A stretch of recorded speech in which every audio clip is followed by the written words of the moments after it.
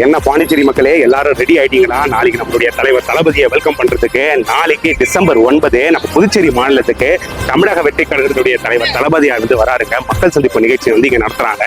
அதுவும் எங்கன்னு சொல்லி பாத்தீங்கன்னா இந்த உப்பளம் துறைமுகம் இருக்குல்ல, அந்த அதோடைய கிரவுண்ட், அந்த எக்ஸ்போ கிரவுண்ட்ல நடத்துறாங்க. அப்படியே காமிப்போம். வேலை பாத்தீங்கன்னா ரொம்ப மும்முரமா போயிட்டு இருக்குது. நாளைக்கு காலையில இந்த இடமே பாத்தீங்கன்னா சும்மா அதிர போது. நம்ம தளபதியுடைய வருகையை ஒட்டி யாரையுமே பாத்தீங்கன்னா உள்ள விட மாட்டாங்க. மக்களே பாஸ் வச்சிருக்கவங்க மட்டும் தான் விடுறாங்க.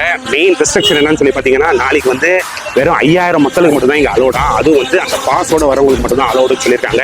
முக்கியமா தமிழ்நாட்டுல இருந்து யாருமே வர வேணாம்னு சொல்லியிருக்காங்கப்பா. நம்ம பொதுச் செயலாளர் வந்து இன்னைக்கு ஒரு அறிக்கை வெளியிட்டாரு. ரெண்டாவது இந்த மக்கள் சந்திப்பு நிகழ்ச்சிக்கு வந்து குழந்தைகள், கர்ப்பிணி பெண்கள், வயதானவர்கள் தயவு செஞ்சு யாருமே வராதிங்க. ஏன்னா நம்மளுடைய பாதுகாப்பு தான் முக்கியமே.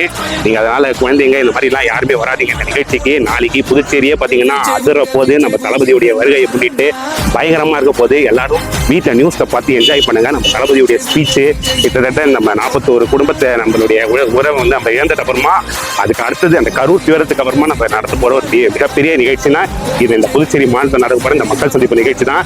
நல்லதே நடக்கும், நல்லது மட்டும் நடக்கும், நல்லதே நடக்கும். வெற்றி நிச்சயம்.